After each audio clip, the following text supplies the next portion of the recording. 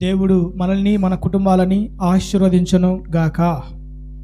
సమాధానం చేత మన కుటుంబాలని నింపును గాక. దేవుడు మనకు తోడయ్యుండును గాక. హల్లెలూయా. నోరు తెరిచి గట్టి చెప్పుదాం, హల్లెలూయా, స్తోత్రం. మంచిది, బైబిల్ తెరుద్దాం.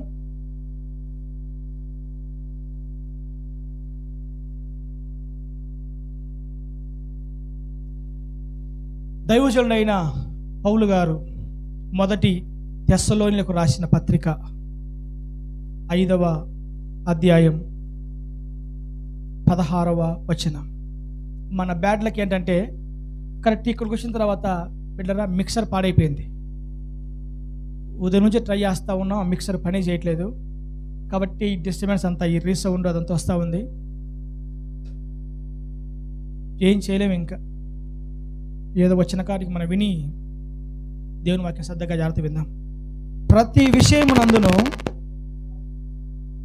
కృతజ్ఞతాస్తుతులు చెల్లించుడి, ఈలాగు చేయుట యేసుక్రీస్తునందు మీ విషయంలో దేవుని చిత్తము. చాలు. ప్రజలందరిలో ఉండాల్సిన ఒక శ్రేష్టమైన క్వాలిటీ, ఒక మంచి లక్షణం, ఒక మంచి బుద్ధి ఏంటంటే కృతజ్ఞత అనేది ప్రతి క్రైస్తవుడికి, ప్రతి దేవుని బిడ్డకి చాలా అవసరం. మీరు గమనించండి, ఇంచుమించు సంవత్సరం ఆఖరులోకి మనం వచ్చాం. ఈ 2024 సంవత్సరం ఆఖరి నెలలో మనమున్నాం. ఈ నెల గతించిన వెంటనే నూతన సంవత్సరంలోకి మనం అడుగు పెట్టబోతున్నాం. దేవుని బిడ్డలారా, మనకు ఏమాత్రం దేవుని మీద రే బాగుచరా దేవుడిగా బాగుచండి, దేవుని మీద, దేవుని యొక్క కార్యకలాపాల మీద బిడ్డరా, దేవుని విషయమై మనకు ఏమాత్రం భయము, భక్తి, విశ్వాసం, ఆత్మీయత ఉంటే దేవుని విషయాలలో కృతజ్ఞత కలిగి జీవించాలనేది దేవుడు మనకి తన వాక్యం ద్వారా తెలియపరుస్తున్న మాటలు. సంవత్సరం ఆది మొదలుకొని సంవత్సరం అంతం వరకు నా దేవుని బిడ్డలారా, దేవుడు మన పట్ల చూపిన మేలును బట్టి, దేవుడు మన పట్ల చేసిన కార్యాలను బట్టి, దేవుడు మన విషయమై చూపిన ప్రేమను బట్టి, మన విషయమందు లేకపోతే మన పట్ల దేవుడు మన జీవితంలో చేసిన ప్రతి సత్కార్యాన్ని బట్టి మనము మన దేవునికి ఎల్లవేళలా కృతజ్ఞతాస్తుతులు చెల్లించే వారముగా ఉండగలగాలి. దైవజనుడు ఏమంటాడంటే, ప్రతి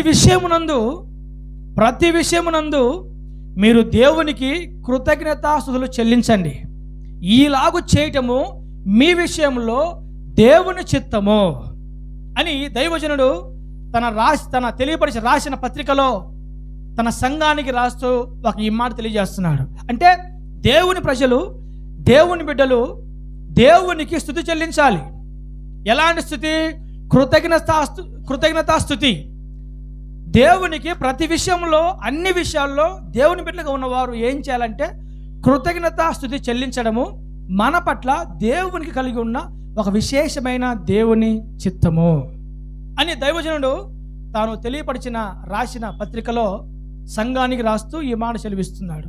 అంటే దేవుని బిడ్డలు ఉండాల్సిన క్వాలిటీ ఏంటనంటే కృతజ్ఞత భావం. ఏ విషయాల్లో, ఎలాంటి విషయాల్లో, ఎలాంటి కార్యకలాపాల్లో అంటే ప్రతి విషయంలో. మనం గమనిస్తే ఈ సంవత్సరం ప్రారంభం నుండి ఈ సంవత్సరం ఎండింగ్ దాకా దేవుడు ప్రతి ఒక్కరి పట్ల అనేకమైన మేలు చేశాడు. దేవుడు ఎలా చేస్తాడు? ప్రత్యక్షంగా చేశాడు, పరోక్షంగా చేశాడు. మనకు తెలిసి దేవుడు మనకు ఎన్నో సహాయాలు, మేలులు, ఆశ్చర్యమైన కార్యాలు చేశాడు. మనకు తెలియకుండా ఎన్నోసార్లు తప్పించాడు, ఎన్నోసార్లు కాపాడాడు. ఎన్నో అపాయంలో నుంచి, కీడులో నుంచి మనకు అర్థం కాకుండానే, మనకు తెలియకుండానే, అసలు మన ఊహకే అర్థం కాకుండానే దేవుడు ఎన్నోసార్లు మనం తప్పించి కాపాడి ఉంటాడు. కాబట్టి దేవుడు చేసిన ప్రత్యక్షమైన సహాయమైన, మనకు తెలియకుండా దేవుడు చేసిన పరోక్షమైన సహాయమైన, మేలైన ఏదైనా సరే దేవునికి మనము స్తుతి చెల్లించాలి. అంటే దేవుడు చేసిన ప్రతి మేలును బట్టి, దేవుడు చేసిన ప్రతి కార్యాన్ని బట్టి, దేవుడు చూపిన ప్రతి మంచిని బట్టి దేవునికి మనము, ప్రభువా మరి ఇంతవరకు మా కుటుంబాన్ని కాపాడావు, ఇంతవరకు నా పిల్లల్ని కాపాడావు, ఇంతవరకు నా భర్తని కాపాడావు, ఇంతవరకు నా భార్యని కాపాడావు, ఇంతవరకు నా తల్లిదండ్రులను కాపాడావు, ఇంతవరకు మా బంధువుల్ని కాపాడావు, ఇంతవరకు మాకు సంబంధించిన వారందరినీ కాపాడావు, ఇంతవరకు మా జీవితంలో మాకు కావలసిన ప్రతి అక్కర కొరత కొదువ తీర్చావు, సంవత్సరాది మొదలుకొని సంవత్సరాంతం వరకు అన్ని విషయంలో నీవే ముందు వెనుక ఆవరించి మా జీవితంలో ఇంతవరకు మీరు మమ్మల్ని బ్రతికించారు, కేవలం ఇది నీ కృపయే అని దేవునికి కృతజ్ఞత బుద్ధి, కృతజ్ఞత భావం అనేది ప్రతి క్రైస్తవుడు, ప్రతి దేవుని బిడ్డ కలిగి ఉండాలనేది నా దేవుని బిడ్డరా మనందరి పట్ల అంట అది దేవుని చిత్తం. అది మన పట్ల దేవుని చిత్తం ఏంటయ్యానంటే మనమందరము కృతజ్ఞత భావము దేవుని పట్ల కలిగి ఉండాలని.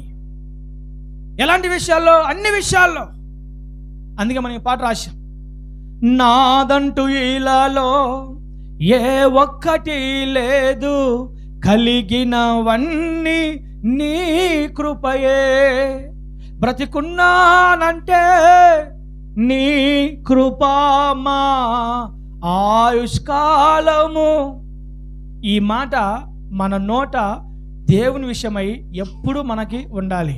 నాదంటూ ఏమి లేదు, మాదంటూ ఏమి లేదు, బ్రతికున్నామంటే నీ కృప, మా ఆయుష్కాలం పొడిగించబడుతుందంటే నీ కృప, ఒక సంవత్సరం వెంబడి సంవత్సరం మేము జీవిస్తున్నామంటే నీ కృప, మాతో పాటు సంవత్సరం ఆది నుండి జర్నీ చేసిన వారు, ప్రయాణం చేసిన వారు ఎంతోమంది ఈ ఆత్మీయ యాత్రలో, ఈ జర్నీలో ఎంతోమంది జీవితాలను ముగించారు. మనం గమనిస్తే బిడ్డలారా, మనకు తెలిసిన వాళ్ళు ఎంతోమంది ఈ సంవత్సరంలో మరణించి ఉండొచ్చు, మనకు తెలిసిన వాళ్ళు ఎంతోమంది ఈ సంవత్సరంలో మరణించి ఉండొచ్చు, మనకు తెలిసిన వాళ్ళు ఎంతోమంది ఈ సంవత్సరంలో అనేక యాక్సిడెంట్లు జరిగి ఉండొచ్చు, అనేక రకాల అపాయాలు జరిగి ఉండొచ్చు, అనేక కీడులు సంభవించి ఉండొచ్చు. మన కళ్ళ ముందే మనకు తెలిసిన వారే, మన వీధి పక్కల వారే, మన ఇరుగు పొరుగు వారే ఎంతోమంది ఈ లోక యాత్రను ముగించి వెళ్ళిపోయిండొచ్చు కూడా. అలా చెప్పుకుంటూ పోతే ఈ లోకంలో ఎంతోమంది జీవితాలను ముగించి వెళ్ళిపోయి ఉంటారు. ఎంతోమంది అనేక రకాల కీడుల చేత, అనేక రకాల అపాయాల చేత బంధించబడి పాడైపోయి ఉంటారు.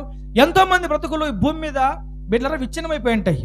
కానీ వారి వలె మనం ఉండక, వారి వలె మన కుటుంబాలు, మన పిల్లలు, మన భవిష్యత్తు, మన జీవితాలు, మన సంఘాలు ఉండక కాపాడబడుతూ, తప్పించబడుతూ, సేవించబడుతూ నిత్యము మన జీవితాలు దేవుని రెక్కల నీడలో దాచి భద్రపరచబడుతూ క్షేమంగా ప్రతిరోజు మనము సాగిపోతూ సాగిపోతూ సాగిపోతూ నేటికి మనం అందరము సజీవులముగా ఉన్నాము అనంటే మనందరి పట్ల మన దేవుడు ప్రేమ కలిగి ఉన్నాడు.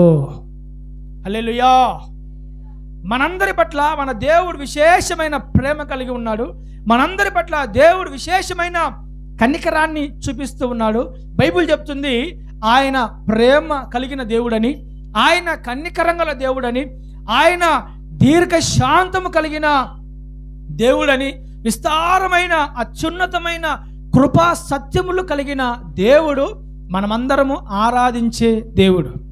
కాబట్టి ఇలాంటి దేవుడు మనతో ఉండడం ద్వారా, ఇలాంటి దేవుణ్ణి మనం కలిగి ఉండడం ద్వారా, ఇలాంటి దేవుణ్ణి మనం నమ్ముకోవడం ద్వారా మన జీవితంలో ఎన్నో రకాల ఆశ్చర్యకరమైన మేలులు, ఎన్నో రకాల సహాయాలు, ఎన్నో ఇరుకు ఇబ్బందుల నుంచి తప్పించబడ్డాలు, ఎన్నో రకమైన ఆశీర్వాదాలు, సహాయాలు, మేలులు మన జీవితంలో మన దేవుడు అనేక రకాలుగా చేసిన ప్రతి విషయాన్ని బట్టి మనము కృతజ్ఞత బుద్ధి కలిగి ఉండాలి.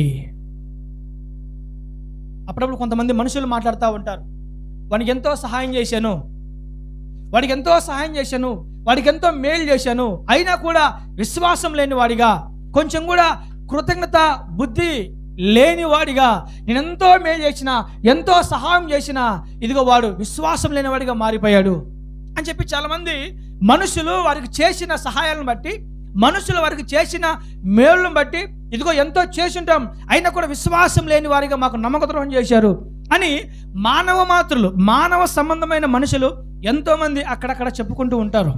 బిడ్డరా, ఆ లెక్కలు పోలిస్తే దేవుడు మన పట్ల కూడా చేసిన ప్రతి సత్కార్యాన్ని బట్టి మన దేవునికి మనము ఎల్ల వేళలా స్తుతి చెల్లించే వారముగా ఉందము గాక. హల్లెలూయా. Praise the lord.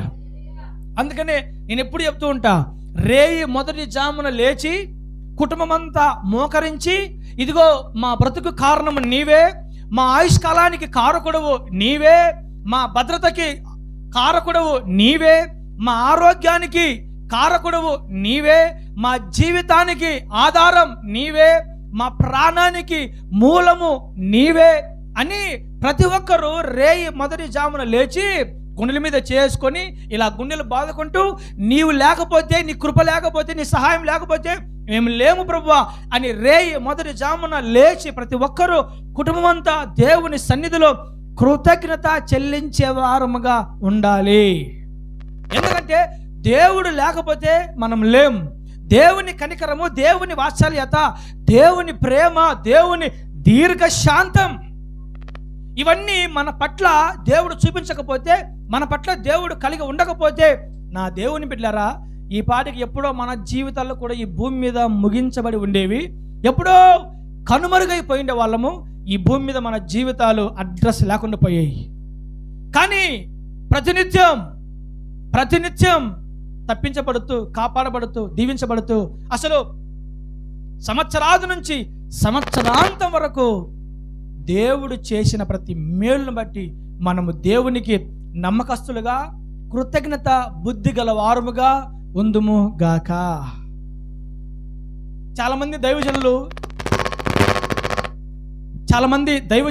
చాలామంది సేవకులు ఏం చేస్తారంటే, ఈ సంవత్సరాంతంలో, సంవత్సరం ఎండింగ్లో, సంవత్సరాంతంలో దేవుడు సంవత్సరం అంతా ఆరోగ్యం ఇచ్చాడు, ఆశీర్వాదం ఇచ్చాడు, మేలు చేశాడు, కాపాడాడు, తినడానికి ఆహారం ఇచ్చాడు, కట్టుకోవడానికి వస్త్రాలు ఇచ్చాడు, ఎన్నోసార్లు వెళుతుండగా ప్రతి అపాయం నుంచి దేవుడు కాపాడాడు అని చెప్పి చాలామంది సేవకులు, చాలామంది దైవజనులు ఏం చేస్తారంటే, ఈ సంవత్సరాంతం ఎండింగ్లో ఆ దేవుని బిడ్డలారా కృతజ్ఞత స్తుతికులు జరిపిస్తూ ఉంటారు. ఏంటి ఆ కూడికల యొక్క అర్థం ఏంటి? ఆ కూడికల యొక్క పరమార్థం ఏంటంటే ఒకే ఒకటి, స్తోత్రం స్తోత్రం స్తోత్రం స్తోత్రం స్తోత్రం. కాపాడావు స్తోత్రం, దీవించావు స్తోత్రం, తప్పించావు స్తోత్రం, ఈ సంవత్సరం అంతా మా పట్ల ప్రేమ చూపించావు స్తోత్రం స్తోత్రం స్తోత్రం స్తోత్రం అని అనేక మంది దైవజనులు వారి సంఘాల్లో సంవత్సరాంతమున శుద్ధీకరణ కూడికలని, కృతజ్ఞతా కూడికలని ప్రతి ఒక్కరూ నా దేవుని బిడ్డలారా జరిపిస్తూ ఉన్నారు. ఎందుకు మరి సంవత్సరాంతమున స్తుతి, కృతజ్ఞతాస్తుతులు ఎందుకు చెల్లించాలా? ఎందుకు ఇలాంటి కూడికలు ఏర్పాటు చేసుకోవాలయ్యా అనంటే, దేవుడు సంవత్సరం అంతా కాపాడాడు కాబట్టి, దేవుడు సంవత్సరం అంతా దీవించాడు కాబట్టి, దేవుడు సంవత్సరం అంతా కృప చూపించాడు కాబట్టి దేవునికి కృతజ్ఞతాస్తుతి చెల్లించగలగాలి. కాబట్టి మనకు అవకాశం ఉండదు, మనకు ఛాన్స్ ఉండదు. కాబట్టి నా దేవుని బిడ్డలారా, ఈ నెలే, ఈ రోజే ఇక్కడ ప్రసంగిస్తాను, మరలా వచ్చే సంవత్సరం ఇక్కడ ప్రసంగిస్తాను. కాబట్టి ఈ నెలలో నా చివరి ప్రసంగంగా ఒకే ఒక మాట మీకు చెప్పాలనుకున్నాను, అది కృతజ్ఞత. దేవుడు చేసిన ఏ మేలు మీరు మర్చిపోకండి. దేవుడు చూపిన ఏ సహాయం కూడా మీరు మరచిపోయి విశ్వాసం లేని వారిగా, నమ్మక ద్రోహులుగా ఉండొద్దు. ప్రతి విషయంలో మనము దేవునికి స్తుతి చెల్లించడము మన పట్ల మన దేవుని చిత్తము. హల్లెలూయా, ప్రైజ్ ద లార్డ్. పౌలు అంటాడు, మన పట్ల దేవుని చిత్తం ఏంటి అని అంటే స్తుతి చెల్లించడం. అసలు మనం దేవుని చిత్తం చేయాలా? మన పట్ల దేవుని చిత్తం నెరవేర్చబడాలా? అసలు మనలో దేవుని చిత్తం నెరవేర్చబడ్డం అంత ప్రాముఖ్యమా? దేవుని చిత్తానుసారంగా ఈ భూమి మీద మనం బ్రతకడం అంత అవసరమా అన్న ఆలోచన కానీ ఒకవేళ మనకు కానీ రాగలిగితే, మీకు అందరూ ఒక మాట చెప్తా, నా వైపు చూడండి. యేసుక్రీస్తు ప్రభు సువార్త ప్రకటిస్తున్న ఆ దినాలలో, ఆ రోజులలో శిష్యులందరూ ప్రభు దగ్గరకు వచ్చి, అయ్యా బోధకుడా, మాకు ప్రార్థన ఎలా చేయాలో నేర్పించు, మేము ఎలా ప్రార్థన చేయాలో, మేము ఏ విధంగా తండ్రికి మొరపెట్టాలో, ఆ ప్రార్థన ఏ విధంగా చేయాలో మాకు నేర్పించు అని శిష్యులందరూ యేసుక్రీస్తు ప్రభు దగ్గరకు వస్తే, యేసుక్రీస్తు ప్రభు పరలోకపు ప్రార్థన నేర్పించాడు. తెలుసా? ఎవరికైనా తెలుసా? పరలోకపు ప్రార్థన, మాకు ప్రార్థన నేర్పించు అని శిష్యులు అడిగితే, యేసుక్రీస్తు ప్రభు వారికి ఎలా ప్రార్థన చేయాలో, తండ్రి అయిన దేవునికి ఏ విధంగా మొరపెట్టాలో యేసుక్రీస్తు ప్రభు శిష్యులకు నేర్పించాడు. ఆ ప్రార్థనలో ఫస్ట్ మాట ఏంటి? పరలోకమందున్న మా తండ్రి, నీ నామం పరిశుద్ధపరచబడునుగాక. నెక్స్ట్, నీ రాజ్యం వచ్చుగాక. ఆ తర్వాత పరలోకంలో జరుగుతున్న నీ చిత్తం భూమి మీద కూడా జరుగును గాక. పరలోకమందున మా తండ్రి, నీ నామం పరిశుద్ధపరచబడును గాక, నీ రాజ్యం వచ్చుగాక, పరలోకంలో జరుగుతున్న నీ చిత్తం భూమి మీద కూడా జరుగును గాక. మా అనుదిన ఆహారం మాకు దయచేయము, మీరు మమ్మల్ని క్షమించలాగున మేము కూడా మా రుణస్తులను క్షమించలాగున మాకు కృప దయచేయి అని యేసుక్రీస్తు ప్రభు తన బిడ్డలకి, తన శిష్యులకి ప్రార్థన ఎలా చేయాలో, తండ్రి అయిన దేవునికి ఎలా ప్రార్థన చేయాలో ప్రజలకి ఆ ప్రార్థన చేయడం నేర్పిస్తూ ఆ ప్రార్థన పలికిన మాట, పరలోకంలో దేవుని చిత్తం జరుగుతుంది, పరలోకంలో తండ్రి చిత్తం జరుగుతుంది, పరలోకంలో జరుగుతున్న ఆ దేవుని చిత్తం, పరలోకంలో జరుగుతున్న ఆ తండ్రి చిత్తము భూమి మీద కూడా జరగాలి. పరలోకంలో జరుగుతున్న దేవుని చిత్తము ఈ భూమి మీద కూడా జరగాలి అని యేసుక్రీస్తు ప్రభు తన శిష్యులకి ప్రార్థనలో నేర్పిస్తూ ఉన్నాడు. మనం గమనించాలి, యేసు ప్రభువే దేవుని చిత్తం భూమి మీద జరగాలని కోరుకుంటూ శిష్యులకి నేర్పిస్తున్నాడు అంటే దాని అర్థము ఆయన బిడ్డలందరూ ఈ భూమి మీద ఆయన చిత్తానుసారంగా బ్రతకగలగాలి. ఆమేన్, ప్రైజ్ ద లార్డ్. మీకు మాట మాటికి ఆమెను స్తుతి స్తోత్రాలు వినోద్ ఇవేని చెప్పడా? వినోద్ ఏ నేర్పియడా? స్తుతి స్తోత్రం హల్లెలూయా ఆమేన్ ఈ మాటలు ఏమి రవి వాక్యాల్లో చెప్పడా? వినోద్ చెప్పడా? ఇవన్నీ వినోద్ నేర్పియడా? హల్లెలూయా అని మనం చెప్తాడా? అకిరమ్మక్క చెప్తాడా? వినోద్ చెప్తాడా? స్తోత్రం అంటాడా? అసలు వినోద్ అంటాడా? లేకపోతే ఏమైనా మన సచిన శవాల్లా ఉండాలా? అలాంటి బోధ ఏమైనా ఇస్తున్నాడా? మనం మౌనంగా ఉండాలా? హల్లెలూయాలు స్తుతులు స్తోత్రాలు చెప్పకూడదు, దేవుడికి అల్లరికర్త కాదు అని ఏమైనా ఆ బోధను బోధిస్తుంటే నాకు అదే డౌట్గా ఉంది. నాకు మీ మౌనం చూస్తుంటే అసలు ఆ పదాలే చెప్పట్లేదేమో, మా వాడు ఏమైనా వెనక్కి వెళ్ళిపోయి పూర్వ బ్యాక్గ్రౌండ్కి వెళ్ళిపోయాడేమో అనిపిస్తూ ఉంది నాకు. హల్లెలూయా, చేతులెత్తి హల్లెలూయా, ప్రైజ్ ద లార్డ్. దేవునికి మహిమ కలుగును గాక, దేవునికి స్తోత్రం కలుగును గాక, దేవునికి సమస్త మహిమ ఘనత ప్రభావములు కలుగును గాక. హల్లెలూయా. దేవుని మాటలు చెప్పినప్పుడు, దేవుని వాక్యాలు పలికినప్పుడు ఈ మాటలు మీలోంచి రావాలా? ఆమేన్, స్తోత్రం, హల్లెలూయా ఇవి రావాలా? మేము మాట్లాడాం, మేము మౌనంగా ఉంటామంటే పిల్లరా అది దేవుని చిత్తానికి వ్యతిరేకం. నేనేం చెప్తున్నాను అదే చెప్తున్నాను. నేను దేవుడు చేసిన ప్రతి మేలుకు, దేవుడు చూపిన ప్రతి చిన్న సహాయానికి మనము కృతజ్ఞత భావం కలిగి దేవునికి స్తోత్రం చెప్పాలా? దేవునికి కృతజ్ఞత భావం కలిగి మనము ఉండాలా? అది ఏంటంట? మన పట్ల మన దేవునికి చిత్తం. అంటే ఈ భూమి మీద దేవుని బిడ్డలుగా పిలువబడుతున్న వారు, దేవుని పిల్లలుగా చలామణవుతున్న వారు, క్రైస్తవులుగా దేవుని యొక్క నడిపింపులు కొనసాగిపోతున్న వారు ఎలా ఉండాలి? ఈ భూమి మీద ఎలా బ్రతకాలంటే దేవుని చిత్తం చేసే వారికి బ్రతకాలి, దేవుని చిత్తానుసారులుగా ఈ భూమి మీద జీవించాలి, దేవుని చిత్తమే వారి జీవితంలో నెరవేర్చబడినట్లు ఈ భూమి మీద బ్రతకాలి. అంటే నీవు దేవుని చిత్తానుసారంగా బ్రతకాలి, నేను దేవుని చిత్తానుసారంగా బ్రతకాలి. అంటే నా జీవితంలో దేవుని చిత్తం జరగాలి, అలాగే మీ జీవితాల్లో దేవుని చిత్తం జరగాలి, అలాగే మీ జీవితాల్లో దేవుని చిత్తం జరగాలి. అంటే మన అందరి జీవితంలో మన దేవుని చిత్తమే నెరవేర్చబడాలి. మన అందరి పట్ల మన దేవుని చిత్తం ఏంటి? ఒకే ఒకటి, అల్ప విశ్వాసం, నమ్మక ద్రోహులం కాకుండా, విశ్వాస ఘాతకులం కాకుండా, దేవుడు చూపిన ప్రతి విషయం నందు మనము దేవునికి కృతజ్ఞత బుద్ధి కలిగి మనము ఉండాలి. హల్లెలూయా. ఇది మనందరి పట్ల మన దేవుని చిత్తము.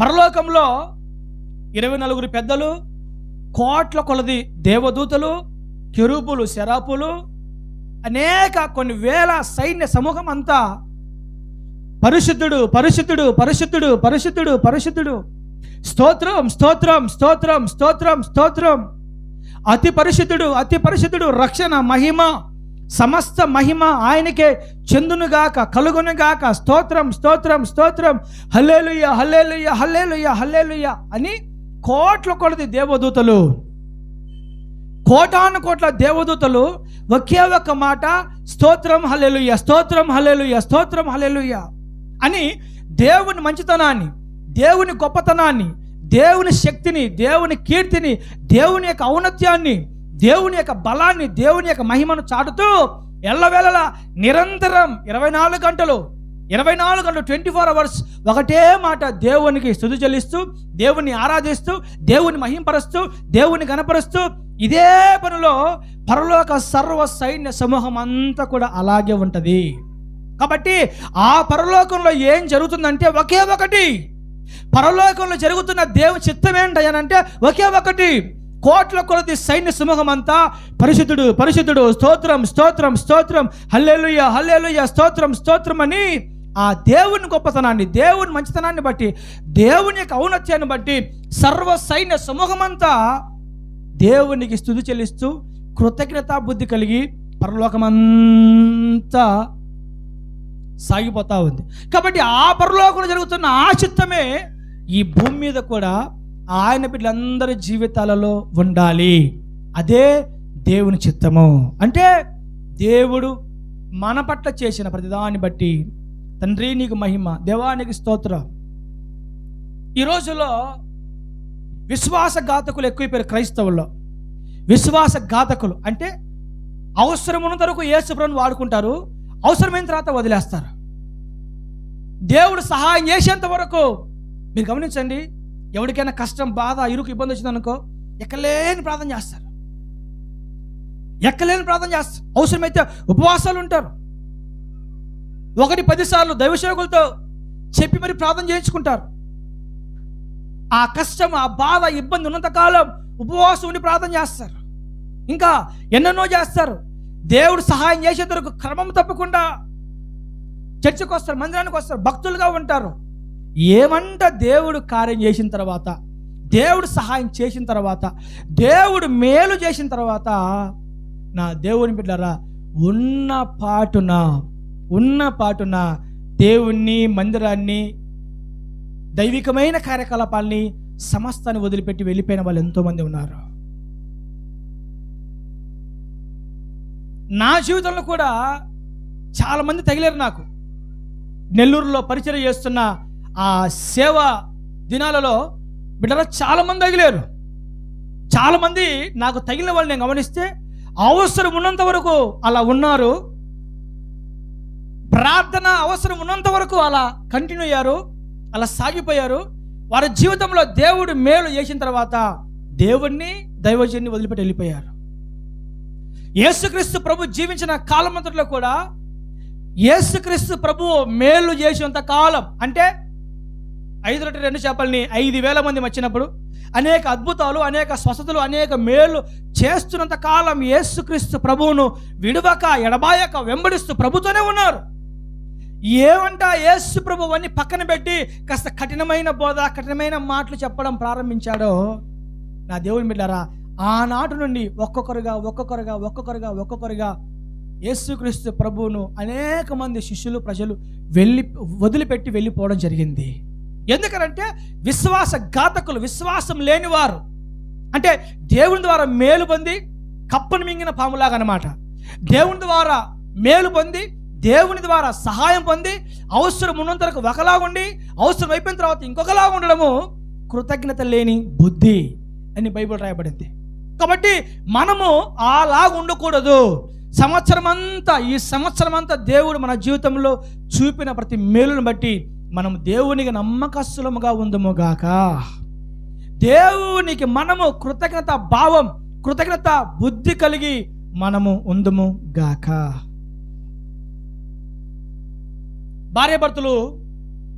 భార్యాభర్తలు పెళ్లి చేసుకున్నప్పుడు అక్కడ కొన్ని తీర్మానాలు దైవజనుడు కాబోయే భార్య చేత, కాబోయే భర్త చేత కొన్ని ప్రమాణాలు చేయిస్తారు. తెలుసు కదా ఏంటి ఆ ప్రమాణాల్లో? వ్యాధి అందైనను, బాధ అందైనను, కలిమి అందైనను, లేమి అందైనను, ఇతరులను వల్లక, నీతోనే నా జీవితాంతం ఉంటాను. కష్టం వచ్చినా, నష్టం వచ్చినా, బాధ వచ్చినా, నువ్వు నల్లగా ఉన్నా, తెల్లగా ఉన్నా, పొట్టిగా ఉన్నా, పొడవుగా ఉన్నా, ఎర్రగా ఉన్నా, కర్రగా ఉన్నా, ఎలా ఉన్నా సరే ఇతరులను వల్లక, ఇతరుల వైపు చూడక, కష్టంలో, సమస్యలో, బాధల్లో నీతోనే ఉంటాను అని భార్య భర్త ఇద్దరు పెళ్లిలో ప్రమాణాలు చేస్తారు, తీర్మానం చేస్తారు. వెళ్ళరా? అలా జరిగిన కొంతకాలం తర్వాత భర్త అంటే భార్యకి, భార్య అంటే భర్తకి పడకో, గిట్టకో, నచ్చకో, సెట్ అవ్వకో, భార్య ఇంకొకరితో ఒకవేళ అక్రమ సంబంధం పెట్టుకొని బ్రతుకుతూ ఉందనుకోండి, భార్య ఇంకొకరి వైపు చూస్తూ, ఇంకొకరితో తిరుగుతూ, ఇంకొకరి వైపు చూస్తూ, ఇంకొకరి యొక్క ఆశ్రయపు నీడలో ఒకవేళ ఉందే అనుకోండి, బిడ్డరా, ఏం చేస్తాం? అలాంటి వ్యక్తిని ఏమంటాం మనం?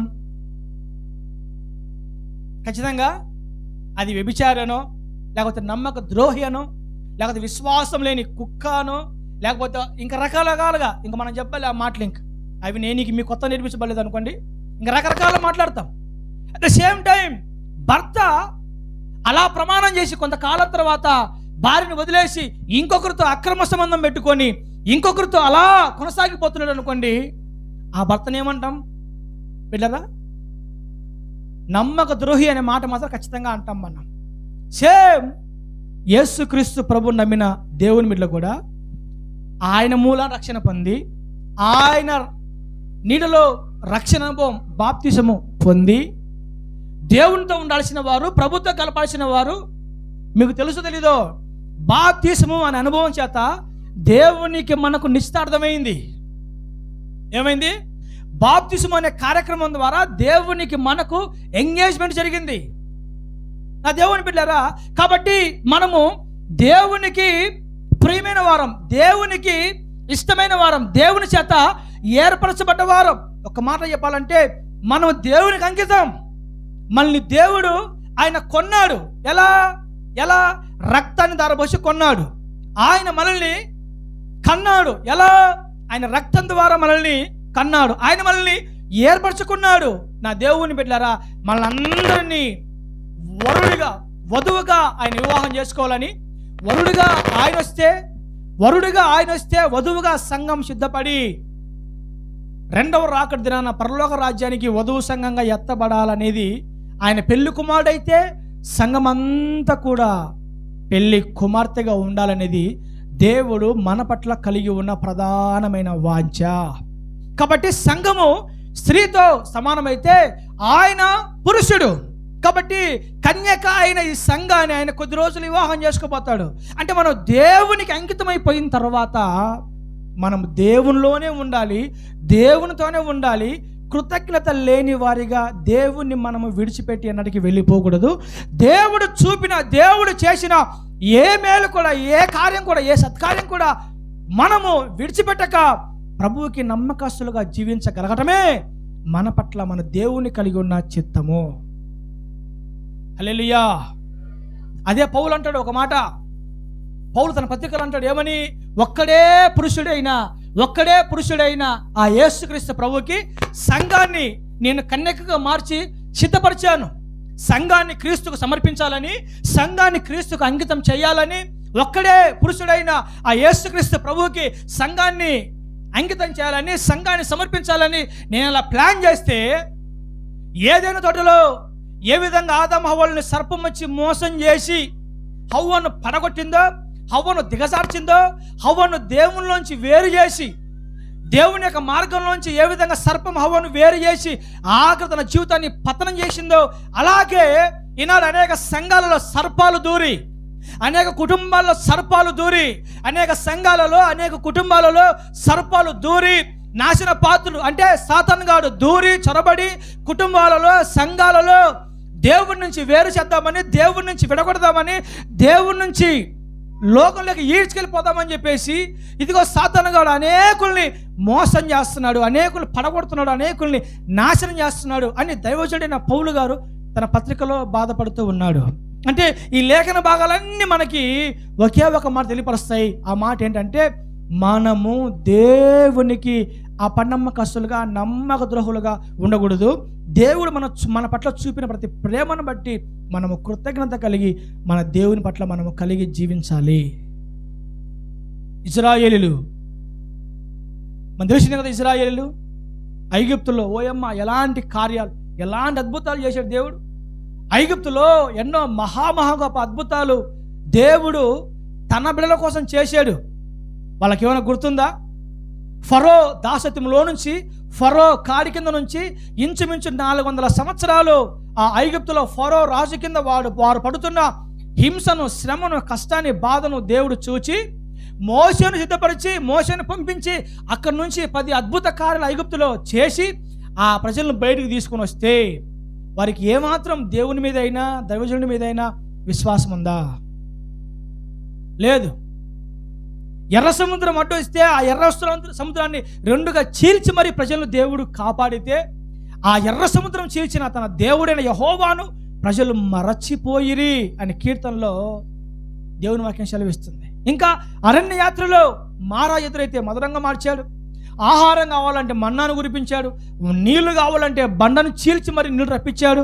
బిడ్డలారా, ఎన్నో యుద్ధాలు చెలరేగితే, శత్రువులు చెలరేగితే, ప్రజల మీదకి ఎంతోమంది రాజులు శత్రువులు చెలరేగితే దేవుడు వారికి ముందు వెనక ఆవరించి యుద్ధంలో జయమిచ్చాడు. కావలసిన సహాయం అంతా చేశాడు. ఎన్నెన్నో మేలు చేశాడు. అయినా కూడా ఇశ్రాయేలీయులు అరణ్య యాత్రలో కృతజ్ఞత లేని విశ్వాసపు మూర్ఖులై, నమ్మక ద్రోహులై దేవుణ్ణి విడిచిపెట్టి దూరం అయిపోయారు. మీరు గమనించండి, కృతజ్ఞత లేని వారందరూ అంటే దేవుని ద్వారా సహాయం పొంది, దేవుని ద్వారా మేలు పొంది, దేవుని ద్వారా ఆశీర్వాదాలు అనుభవించి కృతజ్ఞత లేని వారందరూ అరణ్యంలో రాలిపోయినట్టుగా బైబిల్లో చూస్తున్నాం. వాళ్ళే కాదు, ఈ భూమి మీద ఎవరైనా అంతే.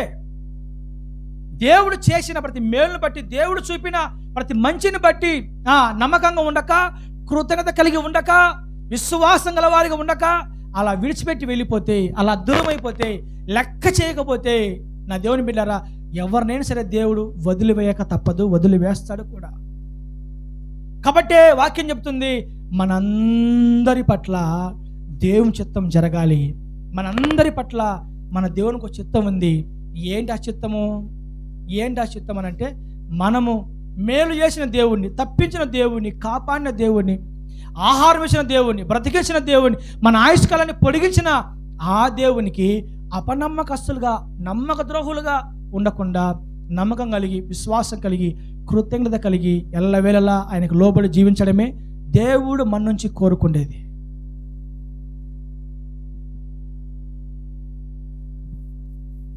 బైబిల్లో 10 మంది కుష్ఠరోగులు ఉన్నారు. నా వైపు చూడండి. బైబిల్లో 10 మంది కుష్ఠరోగులు ఉన్నారు. ఈ 10 మంది కుష్ఠరోగులు యేసుక్రీస్తు ప్రభు యెరూషలేములో వస్తూ ఉంటే, ఈ 10 మంది కుష్ఠరోగులు ప్రభు దగ్గరికి వెళ్ళి, యేసు ప్రభువా, లోకరక్షక, మమ్మల్ని కరుణించు, మమ్మల్ని స్వస్థపరచు అని ఈ 10 మంది కుష్ఠరోగులు యేసు ప్రభుతో మాట్లాడతారు. ఆయన ఏమంటాడు? మీరు దేవాలయం దగ్గరికి వెళ్ళి మిమ్మల్ని మీరు యాజకునికి కనపరుచుకొనుడి, స్వస్థ పొందుకుంటారు అని యేసు ప్రభువుతో మాట్లాడతాడు. మాట్లాడితే ఈ 10 మంది దేవాలయం దగ్గరికి వెళుతూ ఉన్నప్పుడు మార్గ మధ్యంలోనే 10 మంది కుష్టు నుంచి విడుదల పొంది స్వస్థపరచబడతారు.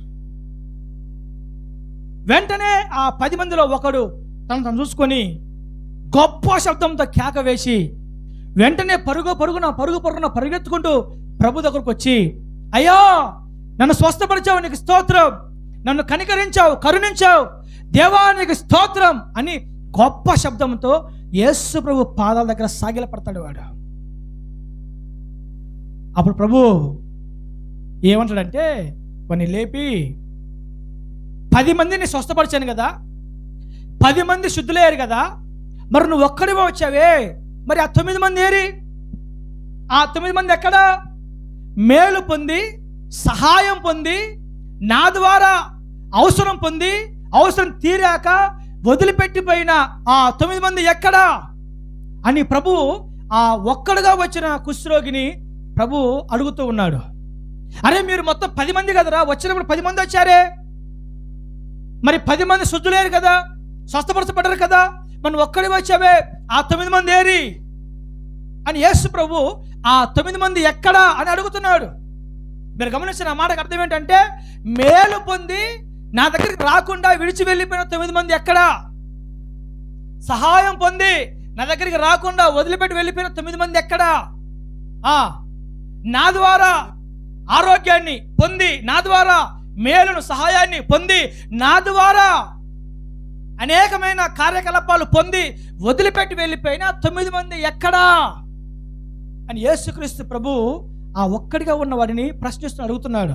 అంటే ఆయన ఉద్దేశం అంటే ఏంటి అని అంటే, ఈ ఒక్కడు ఏ విధంగా కృతజ్ఞత కలిగి ప్రభు దగ్గరకు వచ్చాడో, ఆ 9 మంది కూడా కృతజ్ఞత భావం కలిగి ప్రభు దగ్గరికి రావాలని దేవుని చిత్తం, దేవుని ఇష్టం, దేవుని ఉద్దేశం అది. అందుకే అంటున్నాడు ఆయన, ఇంకా 9 మంది ఏరి వాళ్ళు ఎక్కడా, వాళ్ళు ఏమైపోయారు, ఎటు వెళ్ళిపోయారు వారు అంటే, విశ్వాసఘాతకులై మేలు పొందుకున్న తర్వాత వదిలిపెట్టి వెళ్ళిపోయారు ప్రభువుని. నా దేవుని పిల్లరా, మనం అందరము దేవుని కృపచేత బ్రతుకుతున్న వారమే అనుకోవచ్చు. మా కష్టాన్ని బట్టి మేము బ్రతుకుతున్నాం, మా రెక్కల కష్టాన్ని బట్టి మేము కష్టపడుతున్నాం, మేము తింటున్నాం. మా కష్టాన్ని బట్టి, మా రెక్కల కష్టాన్ని బట్టి, మాకున్న ఆరోగ్యాన్ని బట్టి, మాకున్న బలాన్ని బట్టి మా కాళ్ళ మీద మేము నిలబడి బతుకుతున్నాం. మేము ఈరోజు మేము ఎవరి కాళ్ళ మీద నిలబడలేదు, ఎవరి కష్టాన్ని ఆధారం చేసుకోలేదు. మా కాళ్ళ మీద మేము నిలబడి, మా కష్టం మీద బేస్ అయి మేము బ్రతుకుతున్నాం అని ఒకవేళ అలాంటి ఫీలింగ్ బిడ్డ మనలో ఉంటే, అసలు ఆ కాళ్ళు ఇచ్చింది దేవుడే, అసలు ఆ చేతుల కష్టానికి కావాల్సిన బలాన్ని ఇచ్చింది దేవుడే, అసలు ఆరోగ్యం ఇచ్చింది ఆ దేవుడు. ఆ దేవుడే కానీ ఆ కాళ్ళు, ఆ చేతులు, ఆరోగ్యం లేకుండా దేవుడు చేస్తే మనము ఈ భూమి మీద బ్రతకడము కష్టము. టోటల్గా ఒక మాటలో చెప్పాలంటే, ఆయన లేకపోతే మనము లేము. అంతే కదా? దేవుడు లేకపోతే, దేవుని సహాయం లేకపోతే, దేవుని కనికరం లేకపోతే, దేవుని కృప లేకపోతే, దేవుని వాత్సల్యత లేకపోతే ఈరోజు ఈ భూమి మీద మన జీవితాలు, మన బ్రతుకులు లేవు అన్న సంగతి మనం ఎవ్వరం కూడా మరచిపోకూడదు ఎన్నటికీ కూడా. నా మనసులో ఉన్న మాట అంతా అదే. దేవుడు చేసిన ప్రతి మేలును బట్టి దేవునికి స్తుతి చెల్లించండి, కృతజ్ఞతాస్తుతులు చెల్లించండి, మరిచిపోవద్దు. అవిశ్వాసులుగా, నమ్మక ద్రోహులుగా మనం ఉండకూడదు. సంవత్సరం అంతా దేవుడు కాపాడాడు. మనతో పాటు జర్నీ చేశారు ఎంతోమంది. మన ఇంటి పక్కల వాళ్ళే లోకాన్ని వదిలిపెట్టి వెళ్ళిపోయారు. మన కళ్ళ ముందు ఎంతోమంది అనేక రోగాలు వచ్చి సచ్చారు. మన కళ్ళ ముందు ఎంతోమంది సూసైడ్ చేసుకొని సచ్చారు. మన కళ్ళ ముందు ఎంతోమంది అనేక అపాయాల చేత నలిగిపోయారు.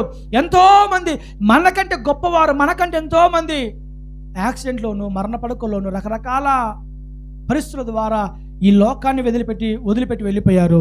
కానీ మనం అందరము ఆరోగ్యవంతులుగా, సజీవులుగా ఉన్నాం. ఇది కేవలము దేవుని కృప, దయ, వాత్సల్యత మాత్రమే.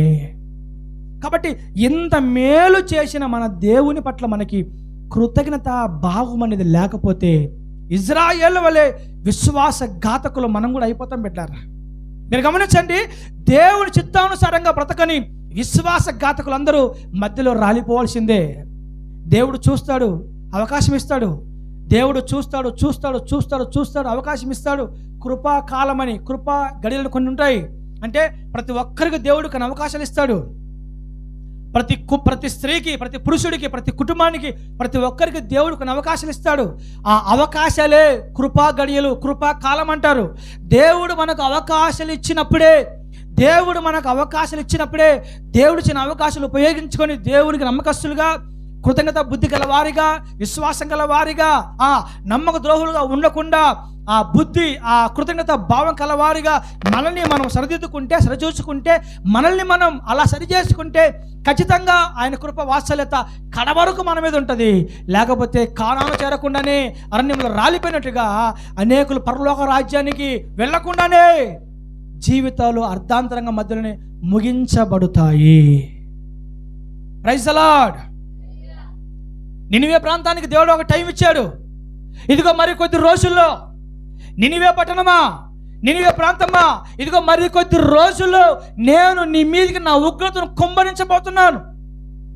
కాబట్టి ఈ 40 దినాలు, ఈ 40 రోజులు, ఈ కొన్ని దినాలు నీవు సరి చేసుకుంటే సరే, మారితే సరే, లేకపోతే నా ఉగ్రతను కుమ్మరిస్తాను అని అంటే నినివే ప్రజలు ఆఖరికి మనుషులు కాదు, రాజులు కాదు, పశువులు సైతము గడ్డి మేయకుండా ఉపవాసం ఉన్నాయంట.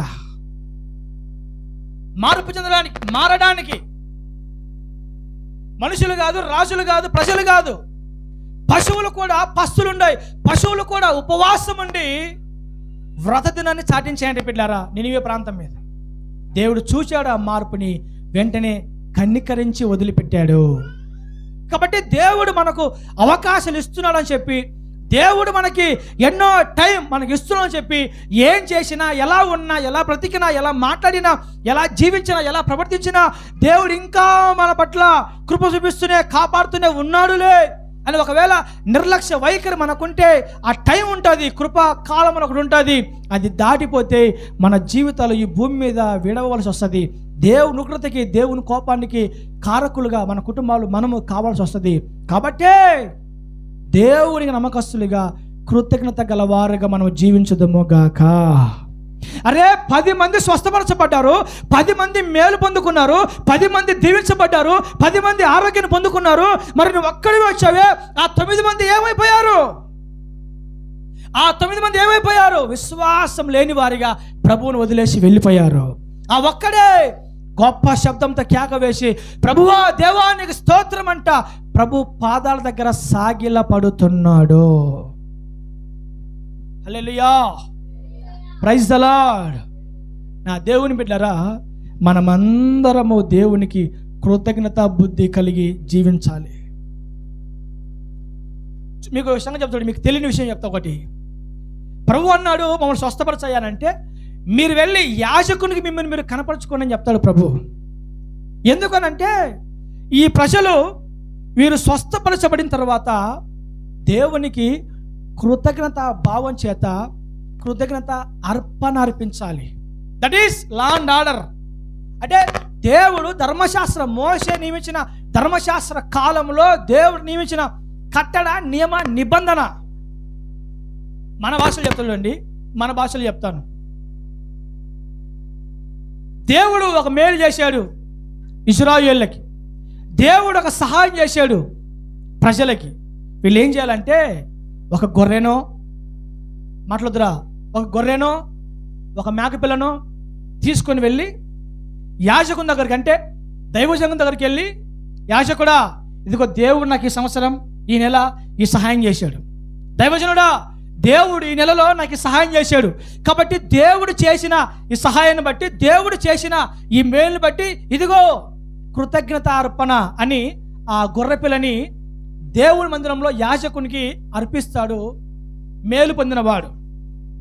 మరికొంతమంది వారు కలిగి ఉన్న ఒక మేకపిల్లని తీసుకుని వచ్చి, ఇదిగో కృతజ్ఞత అర్పణ, ఇది దేవుడు నియమించాడు పాత నిబంధన కాలంలో. ఆ తర్వాత అసలు గొర్రె పిల్లలు కానీ, ఎలాంటి మేకలే కానీ, ఎలాంటి పశువులు లేని పేదవారు ఉంటారు, పేదవారు. ఇలాంటి వాళ్ళు ఏం చేయాలా? వారు కూడా కృతజ్ఞత అర్పణ, కృతజ్ఞత బుద్ధి కలిగి వాళ్ళు కూడా జీవించాలి. ఎలా జీవించాలి అంటే, వారు కూడా మేలు పొందిన తర్వాత, ఇదిగో ఈ నెలలో దేవుడు మాకు సహాయం చేశాడు, ఇదిగో ఈ సంవత్సరంలో దేవుడు మాకు కార్యం చేశాడని చెప్పేసి, వారు పేదవారైతే బిడ్డరా కనీసం ఒక గువ్వనైనా, 2 గువ్వలు, 2 పావురాలైనా తీసుకొని వెళ్ళి దేవునికి, దైవజనుడికి మందిరంలో కృతజ్ఞత అర్పణగా ఒక పావురపు పిల్లలు, గువ్వలు అర్పించాలి. బాగా ఉన్నోళ్ళైతే గొర్రెలు, మేకలు అర్పించాలి. ఏమి లేని పేదవారైతే పావురమో గువ్వలో అర్పించాలి. అది కృతజ్ఞత భావముగా దేవుడు చెప్పిన ఒక పాఠం ఇజ్రాయేల్ ప్రజలకి. కాబట్టి ఆ రోజులు అనేకులు మనం ఉన్నాం, సాక్ష్యాలు చెప్తాం, మాకు ఈ దేవుడు ఆ సహాయం చేశాడు, మాకు దేవుడు ఇమేజ్ చేశాడు, అబ్బా ఆ విషయంలో దేవుడు మాకు చాలా గొప్ప కార్యం చేశాడు. నేను అంటాను, దేవుడు సహాయం చేసినప్పుడల్లా నువ్వు ఏమి దేవునికి కృతజ్ఞత అర్పణ అర్పించాం మనం? అసలు మనకు ఆ సంగతి తెలుసా?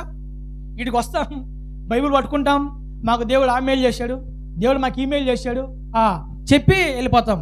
అట్ట కాదంట, బైబిల్లో ఉంది, నువ్వు సాక్ష్యం చెప్తే, నీ జీవితంలో దేవుడు ఏదైనా మేలు చేస్తే దానికి నువ్వు కృతజ్ఞత అర్పణ అర్పించాలి. ఇదిగో దేవుడి సహాయం చేశాడు మాకు, దేవుడు మాకు మేలు చేశాడు, ఇదిగో దైవజనుడా అని అర్పణ. బాగా ఉన్నోళ్ళైతే గొర్రెలు మేకలు అంటే ఆ రోజుల్లో, మీరు కాదులే, ఆ రోజుల్లో గొర్రెలు మేకలు, లేని వారైతే పావుర పిల్లలు, గువ్వలు. ఇది అర్పణ, కృతజ్ఞతార్పణ అర్పించే విధానం. ఈ రోజున ప్రజలు దేవునికి ఇచ్చేవాళ్ళు లేరు. ఎవరు ఇంకా దేవుడి నుండి ఇంకా ఏమిస్తాడా, దేవుడు ఇంకా ఏమిస్తాడా, ఏమి తిందామా, ఏం అడుగుదామా, దేవుడు ఇంకేమిస్తాడా, దేవుడు ఇంకేమిస్తాడా, దేవుడిని ఇంకేం అడుగుదామా, దేవుని దగ్గర నుంచి ఇంకేం పొందుకుందామా అనే మెంటాలిటీ గల జనాలు ఎక్కువ. కానీ దేవుడు చేశారు కాబట్టి దేవుడు మనం ఏం అర్పించాలి అనుకునే వాళ్ళు చాలా మంది తక్కువ. దీన్ని బట్టి మీకేమర్థం అవ్వాలా, దేవుడు మీ జీవితంలో ఏమైనా మేలు చేస్తే కృతజ్ఞత కానుక, కృతజ్ఞత అర్పణ అర్పించాలని దేవుడి చిత్తం. అది మనం నేర్చుకోవాలా, ముఖ్యంగా అది మనం నేర్చుకోవాలా, అది మనం పాటించాలా ఖచ్చితంగా. తెలుసు కదా మీకు అందరికీ, యేసుక్రీస్తు ప్రభు పుట్టినప్పుడు యోసేపు మరియమ్మలు ఏం చేశారు? యేసు ప్రభు పుట్టినప్పుడు యోసేపు మరియమ్మలు ఏం చేశారు? ఆ యోసేపు వారి ఫ్యామిలీ చాలా పూర్ ఫ్యామిలీ, చాలా పేదవారు. మేము చాలా పేదవాళ్ళం, మేమేం అర్పిస్తాం, మా దగ్గర ఏముంది, మేము చాలా పేదవారు, మా దగ్గర ఏముంది అని మనలాగా సాకులు చెప్పలేదు. వారు ఏం చేశారు?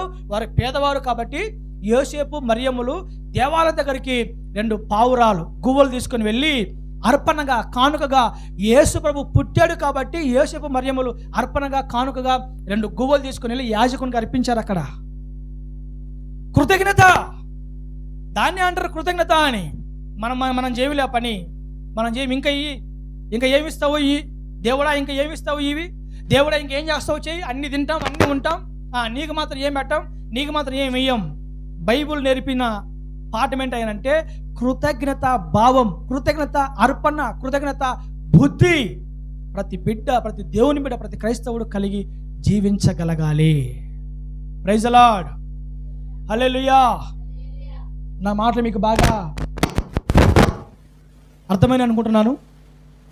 నేను ముగిచేస్తాను నా మాటలు. ఇంకా బిడ్డరా, మరలా చెప్తున్నాను, దేవుడు మన పట్ల చేసిన ప్రతి మేలును బట్టి మనం ఏది కూడా మర్చిపోకుండా కృతజ్ఞత భావం కలిగి, కృతజ్ఞత బుద్ధి కలిగి, కృతజ్ఞత అర్పణలు ప్రభు సన్నిధిలో మనము చెల్లించుదము గాక.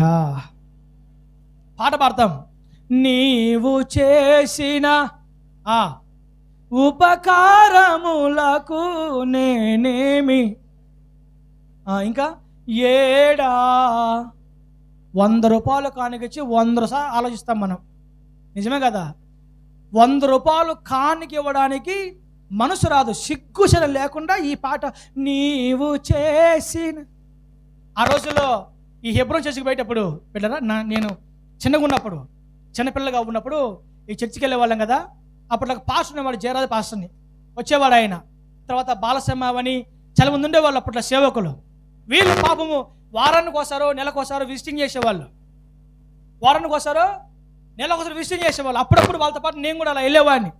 ఇంటికి వెళితే ప్రార్థన చేస్తే ₹1 ₹1 దైవజనులు చేతులు పెట్టి పంపించేవాళ్ళు. ఆ రోజుల్లో మనోళ్ళే, మన సంఘం, మన బిడ్డలంతా, మన హెబ్రోన్ చర్చి వాళ్ళు. మనం కూడా హెబ్రోనే కదా అప్పుడు. నేను గమనించా ఆ రోజుల్లో దైవజనులు ఇంటికి వచ్చి ప్రార్థన చేస్తే ₹1 కానుకిస్తారు, లేదా ₹1/2 కానుకిస్తారు. నాకు తెలిసి ₹5 ఇచ్చిన వాడు కూడా ఎవరు లేడనుకుంటా. జయరాజ్ పాస్టర్ గారని బిడ్డరా, మనకు కొంతమందికి ఐడియా ఉంటుంది.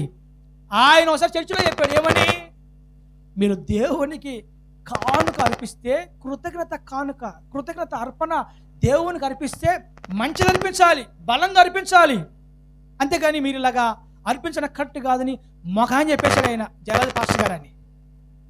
అంటే ప్రజలు కనీసం ₹5 ₹10 దేవుణ్ణి కేలేని విశ్వాసపు మూర్ఖులు, విశ్వాసఘాతకులు, విశ్వాసము లేని బిడ్డల. ఇంకేమన్నా నాకు తెలియదు, ఇంకేమంటారు కూడా మీరు వేసుకొని ఇంకా మాటలేదు.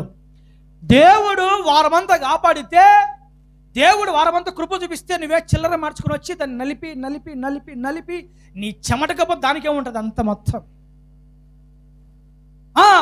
వారమంతా దేవుడు కాచి కాపాడి సహాయం చేసి 3 పూట్ల ఆహారం ఇచ్చి తప్పించి కృప చూపించి ఇంత చేస్తే నువ్వు చిల్లరంగడి కాడికి వెళ్ళి చిల్లర మార్చుకొని ₹5 ₹10 అది చినిగిపోయిందో, నలిగిపోయిందో, చెమట కప్పు పట్టిందో అది ఇచ్చి నీవు చేసిన ఉపకారములకు బాబా ఏమి క్రైస్తవం, ఏమి జనాభో, ఏమి విశ్వాసులో, ఇలాంటి పరలోకం ఉండదా అసలు?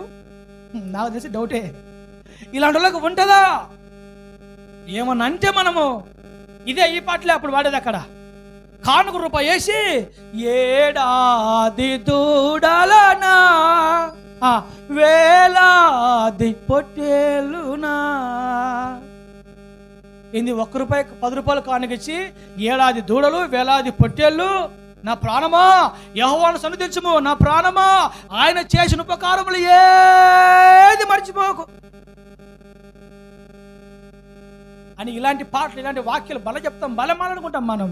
కానీ దేవుడు చూపిన మేలుకు, దేవుడు చేసిన కృపకి, దేవుడు చేసిన మంచికి కృతజ్ఞత బుద్ధి, కృతజ్ఞత అవగాహన, గ్రహింపు లేని వారిగా, ప్రభువా ఈ వారం అంతా, ఈ నెలంతా, ఈ సంవత్సరం అంతా నీవు లేకపోతే మేము లేం కదా నాయన. కాబట్టి ఇదిగో మేము ఏమిచ్చి నిర్ణయం తీర్చుకోవాలి ప్రభువా, ఏమిచ్చినా కూడా నిర్ణయం ఎన్నటి మేము తీర్చలేము నాయన. ప్రభువా మాకు కలిగింది ఇస్తున్నాం ప్రభువా. ఆ బుద్ధి మనకి ఉండాలా, ఆ బుద్ధి మనకు ఉండాలా. నేర్చుకోవాలా మనం. అది లేదు మనకు. ఇస్తే తింటాం, ఇవ్వు, అది ఇవ్వు, ఇది ఇవ్వు, ఇది తింటాం. విశ్వాసఘాతకుల వలె, నమ్మక ద్రోహుల వలె నువ్వు ఇస్తే తింటాం. మేము మా దగ్గర ఏమున్నాయి ప్రభు, పేదవాళ్ళం మేము. కృతజ్ఞత. తెలుసా, పాపాత్మురాలు స్త్రీ ఏం చేసింది? ప్రభు పాదాల దగ్గర పడి కన్నీటితో ప్రార్థన చేసింది. బిడ్డలారా, విలువైన అత్తరు తీసుకొని పగలగొట్టి ఆయన పాదాల చెంత పోస్తా ఉంది. ఒకరు అంటున్నాడు, పనికిమాలాడు, ఈ అత్తరు విలువైన అత్తరు అనవసరంగా ఆ ప్రభు యొక్క పాదాల మీద పోయడం కంటే దాన్ని ఏదో అమ్మితే డబ్బులు వస్తాయి కదా అని ఒక పనికిమాలాడు మనసులో అనుకుంటా ఉన్నాడు. యేసుప్రభు పక్కనే ఉండి, కానీ ఈ మనిషి, ఈ పాపాత్మురాలు మాత్రము విలువైన అత్తరు పుట్టి పగలగొట్టి ఆయన మీద పోసింది. బిడ్డలారా, ఆయన మీద పోసింది. అది కాస్ట్లీ, విలువైన అత్తరు పుట్టి అంట. అది అలా పోసే బదులు దానికి ఎంతో డబ్బులు వస్తాయి కదా అని ఒకరు అనుకుంటాడు మనసులో. కానీ ఆ స్త్రీ మాత్రము తన దగ్గర ఉన్న విలువైంది, ఆయన చూపిన ప్రేమకి, ఆయన చేసిన మేలకి, ఆయన దయాహృదయుడు, క్షమాహృదయుడు, క్షమించే దేవుడే, నన్ను క్షమించాడు, నా పాపాలు క్షమించాడు, నన్ను క్షమించాడు, నా తప్పులను, నా పాపాలు అన్నింటినీ క్షమించిన దేవుడు అని చెప్పి అతరుబుట్టి పగలగొట్టి ఉన్నదంతా కూడా ప్రభు దగ్గర ధారబోసింది ఆమె. పక్కన వాడు సీమోన్ అంటున్నాడు, అనవసరంగా ఎందుకు ఇలా పోయడం, అనవసరంగా ఎంత. మీరు గమనించండి, మనము బయట ఖర్చులకి, మనకు అవసరమైన వాటికి, మన స్వార్థపడుతున్న వాటికి, ఇంకా చెప్పాలంటే హాస్పిటల్స్కి, మనకు నచ్చిన వాటికి, మనం బట్టలు కొనుక్కునే విషయంలో, వస్తువులు కొనుక్కునే విషయంలో, మనకు ఆరోగ్యకరమైన విషయంలో ఎన్నెన్నో ఖర్చులు పెడతాం. కానీ ఆ పనికిమాలలాగా దేవుని విషయంలో ఆ బుద్ధి, ఆ భావన రాదు మనకి కదా. ఎంతైనా ఖర్చు పెడతాం మనం పెట్టమంటే, మన స్వార్థపూరితమైన ఖర్చులు ఎంతో పెడతాము. కానీ దేవుడు చూపిన ప్రేమకి, మేలుకు ఉపకార బుద్ధి కలిగి ఆ అర్పణ అర్పించే వాళ్ళు లేరు వీడిలాగా. కానీ ఆ స్త్రీ అట కాదు, తన దగ్గర విలువైన అతను పగలగొట్టి ప్రభు దగ్గర పోసింది. పెట్టారు. అది దేవుడు చూస్తాడు. అది దాన్ని ఏమంటారంటే, దేవుడు క్షమించాడు కాబట్టి, తప్పించాడు కాబట్టి, మరలా మరొక అవకాశం దేవుడు ఇచ్చాడు కాబట్టి, మేలు చేశాడు కాబట్టి కృతజ్ఞత భావం, కృతజ్ఞత అర్పణ. ఇంకా ఏమిచ్చినా ఆయన చేసిన మేలుకు, ఆయన చేసిన మంచికి ఏమి ఇచ్చినా ఎన్నటికి ఆయన రుణం మనము తీర్చలేము. కాబట్టి నా మాటలు ముగిస్తున్నాను. దేవుడు చేసిన ప్రతి మేలు, మాటలు చెప్పాకండి, నువ్వు లేకపోతే మేము లేం ప్రభువా, నువ్వే కదా నాయన, నువ్వు లేకపోతే మేము లేం కదా ప్రభు, మాటలు చెప్పొద్దు. మన భక్తి, మన కృతజ్ఞత క్రియల పూర్వకంగా ఉండాలి, కేవలం మాటల పూర్వకంగా ఉండకూడదు. యేసుప్రభు అంటున్నారు, వాక్యం చెప్తుంది, ప్రతి విషయంలో ఏం చేయాలా? ప్రతి విషయంలో కృతజ్ఞతాస్తుతి చెల్లించండి. ఏంటి అది? దేవుని చిత్తం. అది మీ ప్రతి విషయంలో మీరు దేవునికి స్తుతి చెల్లించండి, కృతజ్ఞత చెల్లించండి దేవునికి. అది చిన్న సహాయమైనా, పెద్ద సహాయమైనా, చిన్న మేలైనా, పెద్ద మేలైనా, ఏదైనా కావచ్చు, దేవుడు మీ జీవితంలో ఇది చేశాడు అని మీకు అనిపించిందా, మీరు కృతజ్ఞతాస్తుతి చెల్లించాలి దేవునికి. మాటలతో కాదు సుమా, క్రియల ద్వారా చెల్లించాలి దేవునికి. దావీదు రాజైన తర్వాత అంటాడు, ఇదిగో నేనైతే ఒక అంతఃపురంలో నివసిస్తున్నాను, నా దేవుని మందసము ఒక డేరాలో, ఒక గుడారంలో ఉంది, కాబట్టి నా దేవుని కోసం బలమైన మందిరం కట్టాలి నేను. దావీదు తనలో తను తీర్మానం తీసుకుంటాడు. ఎందుకని? దేవుడు దావీదును హెచ్చించినందుకు, ఆశీర్వదించినందుకు. దేవా యెహోవా ఇంతగా హెచ్చించుటకు నేను ఏ పాటి వాడని, ఇంతగా నన్ను దీవించుటకు నేను ఏ పాటి వాడను ప్రభువా. దావీదు కన్నీరు మున్నీరై గుండెలు బాదుకుంటూ ప్రభు పాదాల దగ్గర సాష్టాంగ నమస్కారం పడి దావీదు చెప్తున్నాడు, నా దేవుని కోసం ఏదో ఒకటి చేయాలి, నా దేవుని కోసం ఏదో ఒకటి చేయాలి, నా దేవునికి ఏదో ఒకటి ఇవ్వాలి, నా దేవుని కోసం, నా దేవుని మందిరం కోసము, నా దేవుని కొరకు ఏదో ఒకటి నేను చెయ్యాలి. ఎందుకని? నా దేవుడు నాకు మేలు చేశాడు, నా దేవుడు నన్ను హెచ్చించాడు, నా దేవుడు నా పట్ల కృప చూపించాడు, కాబట్టి ఇంతగా చేసిన దేవునికి ఏమిచ్చి ఆ రుణం నేను తీర్చుకోగలగాలి, నా చేతనేది నేను చేయగలను. నా దేవునికి కృతజ్ఞత బుద్ధి, కృతజ్ఞత భావం. ఇది లేదనుకో మనకి బిడ్డరా, ఇది లేదనుకో మనకి నిజం చెప్పాలంటే మనం ఇంకా నమ్మక ద్రోహులమే, విశ్వాసం లేని వారమే మనం.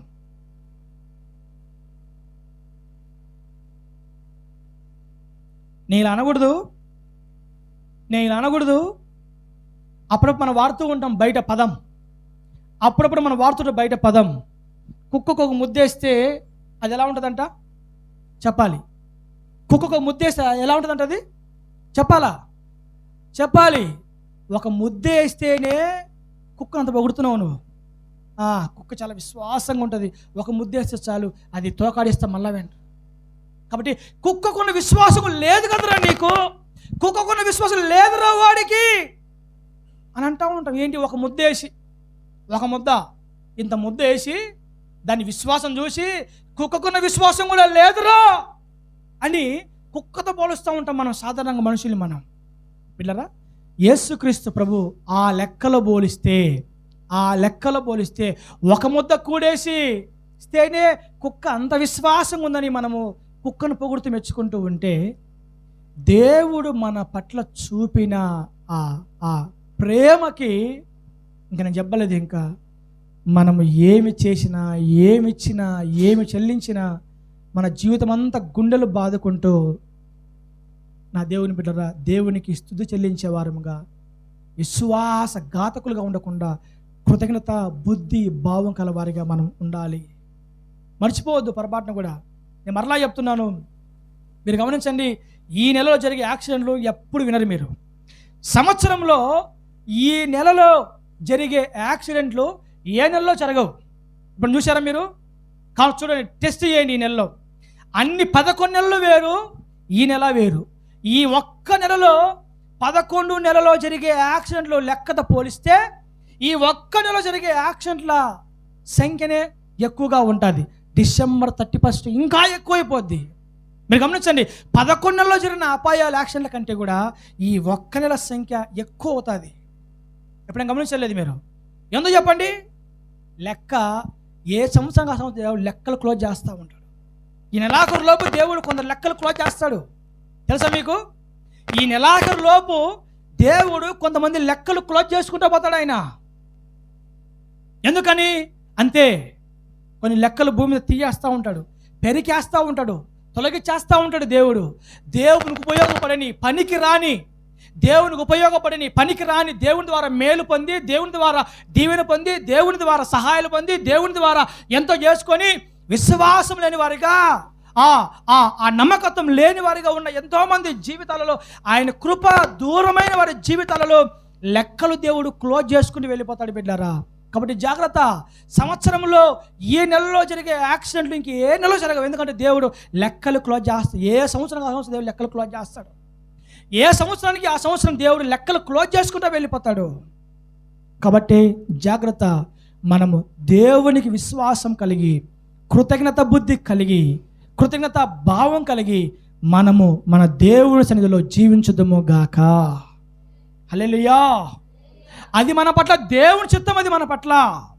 పౌలు అంటాడు ప్రతి విషయంలో మీరు దేవునికి స్తుతి చెల్లించండి. దేవుడు చేసిన వాటిని బట్టి, చిన్నదైనా పెద్దదైనా ఏదైనా కావచ్చు, ప్రతిదీ మీరు దేవుడు చేసిన వాటిని బట్టి మరచిపోకుండా మాటలతో ఈ పాటలు పాడతారే, నీవు అట కాదు ఏలాది. నా ఇంటెన్షన్ దేవుని ఇవ్వడం కోసమే కాదు, దేవుని కోసం జీవించడం కూడా, నమ్మకంగా బ్రతికే విషయంలో కూడా చెప్తున్నా నేను.